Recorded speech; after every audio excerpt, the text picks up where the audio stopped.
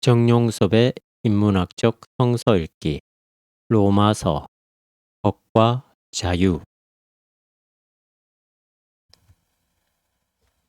11. 아담과 그리스도 5장 12절에서 21절. 오늘 본문은 로마서 중에서도 가장 난해한 구절에 속합니다. 아담과 그리스도를 유형론적으로 대비시킴으로써 죽음과 생명의 관계를 해명하고 있습니다. 바울의 이런 논리가 자기만의 독특한 것인지 아니면 그 당시에 이미 비슷한 논리들이 교회 공동체 안에 있었는지 잘 모르겠습니다만 이런 논리를 따라잡는 작업은 그렇게 만만한 게 아닙니다. 우선 바울이 오늘 말하려는 요점을 이렇게 정리할 수 있습니다. 아담의 죄로 인해서 인류가 당하게 된 죽음은 실제로 아담과 똑같은 죄를 범하지 않은 모든 사람에게도 해당되었다. 이와 마찬가지로 그리스도의 의로움으로 인해서 실제로는 그리스도처럼 의롭지 않은 사람에게도 역시 생명의 길이 주어졌다. 오늘 본문을 단지 교리적인 차원에서만 바라본다면 아주 따분하고 자기중심적인, 그래서 전혀 보편적 설득력이 없는 궤변에 불과한 것처럼 보일 수 있습니다. 그러나 본문은 그런 억지 주장에 관심이 있는 게 아니며 그저 논리를 위한 논리의 공소성에 빠져들지도 않습니다. 오늘 여기서 다루어진 문제는 모든 인간의 운명에 관한 것입니다. 죽음과 생명이 바로 그것입니다. 죽음이 무엇이며 생명은 무엇이며 그 두 관계는 어떻습니까? 죽음. 바울은 오늘 이렇게 진단합니다. 한 사람이 죄를 지어 이 세상에 죄가 들어왔고 죄는 또한 죽음을 불러들인 것 같이 모든 사람이 죄를 지어 죽음이 온 인류에게 미치게 되었습니다. 12절. 죄의 결과로 죽음에 이르게 되었다는 이 주장은 현대인들에게 별로 설득력이 없습니다. 이들은 단지 생물학적인 죽음만을 현실적인 것으로 여기고 있기 때문입니다. 심장이 멈추고 뇌 활동이 멈추는 것을 죽음이라고 하는데 이 죽음은 인간이 자연스럽게 노화되든지 또는 죽을 병에 걸렸을 때 일어나는 현상으로 생각합니다. 옳은 이야기입니다. 그러나 이런 생물학적인 주장은 부분적이거나 또는 매우 추상적인 것에 불과합니다. 왜냐하면 노화하고 죽을 병에 걸리는 일들이 일어나게 되는 현상에 대해서는 설명할 수 있지만 왜 그래야만 하는지에 대한 권한에 대해서는 침묵할 수밖에 없기 때문입니다. 다른 한편으로 교회 안에서 죽음이 죄의 결과라는 바울의 증언을 지나치게 도덕주의의 관점에서 해석함으로써 인간의 자유와 책임을 근본적으로 훼손시키는 잘못도 있습니다. 죄가 인간의 삶에서 숙명적으로 작용할 수밖에 없다면 인간은 결국 자유의 세계에 들어갈 수는 없는 법입니다. 인류사는 이런 죄론으로부터 벗어난 사회주의자들과 휴머니스트들에 의해서 인간의 자유가 확보되었다는 사실을 증언합니다. 니체는 이미 인간의 죄를 공격하는 교회의 성직자들을 믿지 말라고 선언한 바 있습니다. 인간을 죄의 노예가 되게 하는 신이 죽어야만 인간이 자유로워지고 해방된다면서 신은 죽었다, 우리가 그를 죽였다고 노래했습니다. 솔직히 우리에게 그런 책임이 없지 않습니다. 또한 자유의 훼손은 기독교 신앙을 사회적 책임감과 상관없는 개인의 문제로 제한시켰습니다. 자유가 없는 사람은 책임감도 없기 마련입니다. 우리가 여기서 놓치지 말아야 할 관점은 바울이 오늘 이런 심리학이나 사회학적 주제를 분석하고 있는 게 아니라는 사실입니다. 또한 인간학을 죄론에 근거해서 구성해보자는 시도도 아닙니다. 뿐만 아니라 중세기 이후 근대에 이르기까지 현실 교회가 인간의 죄를 공격함으로써 인간성을 훼손시킨 그런 역사적 행태와는 전혀 다른 패러다임에서 이 문제에 접근하고 있습니다. 즉, 여기서의 핵심은 죄가 아니라 은총이며 죽음이 아니라 생명입니다. 더구나 우리가 성서를 읽을 때마다 또한 기독교회의 가르침을 들을 때마다 염두에 두어야 할 사실은 죄가 도덕적이거나 심리적인 차원에서 다루어지는 게 아니라는 사실입니다. 사람들에게 불안감을 심어주거나 열등감에 빠지게 하려는 계산에서 인간의 어쩔 수 없는 약점인 도덕성과 심리 상태를 물고 늘어지는 게 아니라 훨씬 심층적 사실에 대한 인식이며 통찰이 바로 성서와 기독교의 죄론입니다. 바울이 죽음을 죄의 결과로 보는 것도 이런 심층적 인식에서 이해되어야만 합니다. 그게 무엇일까요? 하나님과의 분리를 죄라고 생각하는 그런 관점입니다. 하나님과의 분리를 죄라고 생각하는 그런 관점입니다. 생명의 원천인 하나님과 분리되었다면 당연히 죽는 게 아닐까요? 거꾸로 인간이 죽는다는 사실을 보면 인간이 생명과 단절되었다는 사실도 알 수 있습니다. 신구약 성서가 일관되게 진술하고 있는 생명의 영인 하나님의 관계가 단절됨으로써 인간은 죽는다는 이런 진단은 전혀 잘못이 없습니다. 문제는 이런 명제가 현대인들에게 별로 현실적으로 와닿지 않는다는 데에 있습니다. 지금 당장 돈을 벌어야 하고 좋은 음식이나 보약을 다려 먹여야 하고 자식들 교육을 시키는 일에 정신을 쏟고 있는 사람들에게 생명의 영이라는 말은 너무나 추상적으로 들릴 수밖에 없습니다. 이들은 기껏해야 기복적인 차원이나 도덕적인 차원에서만 하나님을 생각할 뿐입니다. 바로 이 지점에 설교자의 딜레마가 놓여 있습니다. 청중들은 당장 눈에 보이는 것을 원하지만 설교자는 보이지 않는 것을 전해야 한다는 그 딜레마입니다. 이는 흡사 하나님의 나라와 그 의를 구하라. 그리하면 이 모든 것을 너희에게 더하여 주리라는 예수님의 말씀이나 부엌길에 정신이 없던 마르다에게 내 동생이 좋은 것을 택했다는 예수님의 말씀과 비슷한 상황입니다. 무죄한 자의 죽음. 죽음이 죄의 결과라는 사실이 옳다고 한다면 아담과 똑같은 죄를 짓지 않은 사람들도 죽는 이유가 어디에 있을까요? 이렇게 된 가능성은 두 가지입니다. 아담은 모든 인류를 대표하는 인물이라는 것이 그 하나이고, 비록 모든 인간이 창세기에 묘사되어 있는 선악과 사건과 같은 형태는 아니지만 근본적으로 아담과 동일한 죄를 계속적으로 반복하고 있다는 것이 다른 하나입니다. 이 두 가지 현실은 독립적이기도 하지만 사실은 하나로 연결됩니다. 예수 그리스도의 죽음이 대리적인 의미가 있듯이 아담의 범죄는 그런 대리적 의미가 있습니다. 그러나 동시에 인간은 끊임없이 하나님과의 분리를 시도합니다. 생명이 자기 스스로에게서 발생하는 게 아니라 근원으로부터 조명되는 것인데도 불구하고 자기 자신에게서 그런 생명을 모색한다는 것이 바로 이 사실에 대한 반증입니다. 이런 점에서 아담의 죄는 모든 인류의 죄를 대리하는 것이기도 하고 동시에 사실적인 현상이기도 합니다. 그러나 아무리 인간이 생명의 근원과 끊임없이 분리를 시도함으로써 죽음에 이르게 된다는 사실이 옳다고 하더라도 무죄한 자의 고난과 뜻하지 않은 죽음에 대해서 할 말을 찾기가 쉽지 않습니다. 특히 어린 생명이 파괴되는 일들 앞에서는 더욱 당혹스럽습니다.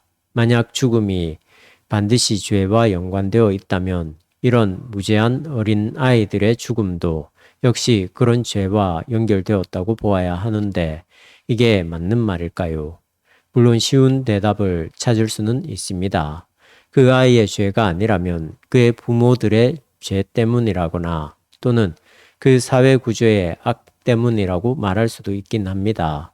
심지어 어떤 이들은 예수를 믿지 않아서 그렇다거나 하나님의 명령을 어겼기 때문이라고 주장하기도 합니다만 그런 주장은 참으로 비인간적일 뿐만 아니라 성서적이지도 않습니다. 우리는 그 이유를 모른다고 말하는 게 훨씬 솔직한 자세입니다. 욥기서에 등장하는 욥의 친구들은 욥의 고난에 대해서 자기들 나름대로 신앙적인 충고를 아끼지 않습니다만 그런 논리는 그럴듯하게 보이지만 궤변이었습니다. 자네가 당한 재난은 자네가 미처 알지 못하는 죄 때문이다. 그러니 회개하라. 대충 이런 논리였습니다. 욥도 나름대로 자기의 정당성을 피력했습니다. 결국 이들의 긴 논쟁이 끝난 다음에 하나님이 주신 말씀은 인간의 짧은 생각과 혀로 자기 합리화에 머물지 말라는 것이었습니다. 하나님의 섭리가 어떤 것인지 인간의 인식으로는 완전하게 파악할 수 없기 때문에 하나님의 말씀과 계시를 기다리는 게 훨씬 바람직하다고 말입니다. 하나님이 욥에게 이렇게 추궁하십니다. 부질없는 말로 나의 뜻을 가리는 자가 누구냐? 욥기 38장 2절. 욥의 대답은 이렇습니다. 이 머리로는 헤아릴 수 없는 신비한 일들을 영문도 모르면서 짓거렸습니다. 당신께서 어떤 분이시라는 것을 소문으로 겨우 들었었는데 이제 저는 이 눈으로 당신을 배웠습니다. 욥기 42장 3, 5절. 우리는 어린아이의 비장한 죽음을 비롯한 이유 없는 고난을 모두 설명해 낼 수 없습니다. 밀 한 알이 썩어야만 열매를 맺게 되는 현상은 알지만 그 필연성에 대해서는 모르는 것과 같습니다. 생명의 신비에 속한 일들을 억지로 설명하려다가 사람들을 시험에 빠지게 하기보다는 모른다고 말하는 게 옳습니다. 이렇게 모른다고 말하는 게 부끄러운 일도 아닙니다. 왜냐하면 모든 궁극적 존재는 우리가 알 수 없도록 숨어 있으니까 말입니다. 예수 그리스도를 통한 생명.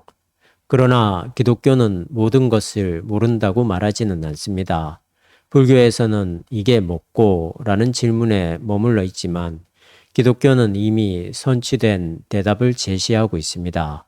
그리스도의 공로로 풍성한 은총을 입어 하나님과의 올바른 관계를 거저 얻은 사람이 생명의 나라에서 왕노릇 할 것입니다. 17절. 이 한 구절에 기독교의 주장이 무엇인가에 대한 대답이 모두 들어있다고 볼 수 있습니다. 기독교는 인간 스스로 생명을 완성시키는 게 아니라 예수 그리스도를 통해서 그 생명에 참여할 수 있는 자격이 주어진다고 봅니다. 그렇기 때문에 기독교의 구원은 은총입니다. 물론 본해퍼가 지적했듯이 기독교가 이 은총을 너무 쉽게 자기의 욕망을 위한 수단으로 사용한다는 점에서 값싼 은혜로 치우칠 위험성이 있기는 하지만 생명의 권한을 인간 자체가 아니라 전혀 다른 차원에 두었다는 점에서 은총은 기독교의 자기 해명에서 결정적으로 중요한 요소입니다. 대개의 사람들은 생명의 은총 운운하면 뭔가 아주 이상한 흡사 별나라에서나 통하는 것으로 생각합니다. 기독교 신앙 안에 들어와 있는 사람들도 하나님의 은총을 내려달라고 기도를 하기는 하지만 실제로는 자기 삶을 자기의 것으로 생각합니다. 삶이 선물이라는 말도 자주 하기는 하지만 실제로는 자기의 소유로 생각하는 것과 똑같습니다. 자기의 소유로 생각하니까 자기가 무언가를 성취하려고 온갖 수고를 아끼지 않습니다. 그러나 조금만 곰곰이 생각하면 이 세상에 나의 것이 하나도 없다는 사실을 인정할 수밖에 없습니다. 우리의 육체는 흙에서 와서 흙에 의해서 유지됩니다. 흙으로 지음 받았다는 창세기의 진술이 틀리지 않았습니다. 창세기 기자는 하나님이 숨을 인간의 코에 불어넣으니까 살아있는 존재가 되었다고 묘사하고 있습니다. 즉, 인간의 생명은 육이든지 영이든지 결국 다른 데서 주어진 것이라는 뜻입니다. 우리의 현실 삶에서 이 문제를 생각해 볼까요? 위대한 예술가라고 하더라도 늘 영감에 가득 차 있는 게 아닙니다. 이런 영감이 자기 내부에 있는 것이라면 늘 일정 수준이 유지되어야 하지만 정신적으로 느슨해지는 때도 있고 스트레스를 받을 때도 있습니다. 이는 곧 영감의 근원이 자기 외부와 관계된다는 사실의 반증입니다. 성령도 역시 이와 같습니다. 우리를 능가하는 생명의 힘이지 우리 인간의 내면적 실존 안에 한정된 어떤 감정적, 심리적 상태를 말하는 게 아닙니다. 인간에게서 나오는 값진 것들은 아무리 좋게 말해도 생명의 빛이 반사되는 것이지 빛 자체는 될 수 없습니다. 그런데 인간은 생명의 빛을 반사시키지 못하면서도 자신을 빛이라고 생각하는 경향이 있습니다. 정치나 경제가 인간의 빛이 되려고 하고 어떤 조직이나 이데올로기가 그런 빛으로 자기를 주장합니다. 주변 세계를 자기에게 집중시키려고 애를 씁니다. 여기서는 교회도 다를 게 없습니다. 교회는 예수 그리스도를 중심으로 하는 공동체인데도 불구하고 교회 자체가 중심이 되거나 심지어는 어떤 목회자가 중심이 됩니다. 카리스마가 강한 목회자일수록 신자들을 자기에게 집중시키려고 합니다.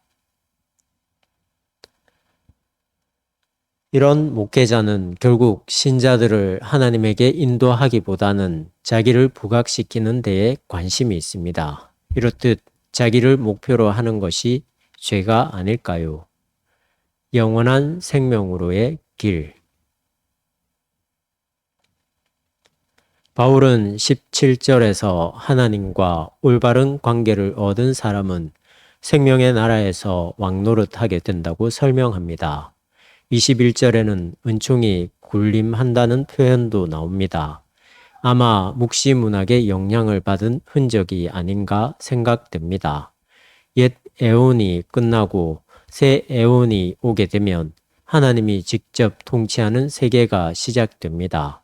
하나님의 통치와 지배가 바로 새 에온의 특징이며 나아가서 하나님 나라의 특징이기도 합니다. 현재는 악한 세력이 통치하지만 미래에는 진리와 생명이 통치하게 될 것입니다. 이런 세상을 가리켜서 우리는 영원한 생명의 세계라고 말합니다. 영생에 이르는 것이 곧 구원이기도 합니다. 그래서 바울은 오늘 말씀의 결론 부분에서 죄는 세상에 군림하면서 죽음을 가져다 주었지만 은총은 우리 주 예수 그리스도로 말미암아 모든 사람을 영원한 생명에 이르게 했다. 21절. 영원한 생명에 이르게 했다고 증언합니다. 여기서 영생이 무엇일까요? 이렇게 짧은 인생을 사는 우리에게 이에 대한 인식이 가능합니까? 우선 이 단락에서도 역시 우리의 인식 능력이 얼마나 제한되어 있는가 하는 점이 확인되는 것 같습니다. 영원하다는 말을 사랑하는 사람들 사이에서 자주 듣습니다만 실제로 영원하다고 생각하는 사람은 아무도 없습니다. 사랑한다는 마음 자체가 늘 변화할 뿐만 아니라 어느 정도 지속된다고 하더라도 자기 목숨이 붙어 있는 시간 안에서만 타당한 말입니다. 지구가 포함된 태양계가 앞으로 45억 년 후에는 사라진다는 엄연한 사실 앞에서 우리는 도대체 무엇이 영원한가? 라는 질문을 하게 됩니다. 이 우주 전체의 나이가 대충 120억 년이라고 하는데 이 시간도 역시 영원한 것은 아닙니다. 따라서 이런 가시적 사물과 자연의 시간적인 연장을 영원하다고 말할 수는 없는 것 같습니다. 아무리 길게 시간을 늘려 잡아도 여전히 그것은 유한할 수밖에 없으니까 말입니다. 그렇다면 헤라클레이토스가 말하듯이 어느 때가 되면 불이 이 세상을 태우고 다시 새로운 생명이 생겨나며 또 일정한 시간이 지나면 이런 과정이 반복된다는 의미에서 영원한 시간이 가능한 걸까요? 잘은 모르겠지만 니체도 영원 회귀 사상을 주장했다고 합니다. 어떤 상태가 반복해서 발생한다는 의미로 영원한 무엇이 가능하다면 그것처럼 무의미한 일도 없을 것입니다. 어떤 분은 하늘나라에서는 배고픔도 없고 목마름도 없는 행복한 상태가 계속되는 것도 생각하는데 이런 똑같은 조건이 반복된다면 그것이 아무리 멋지다고 하더라도 인간은 곧 실증을 낼 것입니다. 영원한 생명은 이런 것과는 전혀 다른 차원의 것이지 않으면 아무런 설득력이 없습니다. 현재 우리가 경험하는 이런 생명 형식의 연장이나 확대가 아니라 차원이 다른 생명으로서만 우리는 영원한 생명의 정당성을 인정할 수 있습니다. 그래서 예수님은 하늘나라에서는 먹고 마시거나 시집가고 장가가는 삶이 아니라 천사와 같은 삶이라고 말씀한 적이 있습니다. 이 말씀은 곧 우리가 전혀 예상하지 못한 생명 형식으로 살아가게 된다는 뜻입니다. 오늘 기독교인들이 이 땅에서 살아가는 삶은 이러한 영원한 생명에 뿌리를 두고 있습니다. 일반 역사학자들은 과거로부터 현재를 거쳐 미래로 흘러가는 것이 역사라고 하지만 우리는 오히려 미래에 완성된 생명 사건이 이 역사를 거슬러 올라오는 것이 역사라고 생각합니다. 따라서 이런 영생을 인식하고 희망하며 살아가는 기독교인들에게는 오늘 이 세상의 삶에서 진정한 해방이 성취됩니다.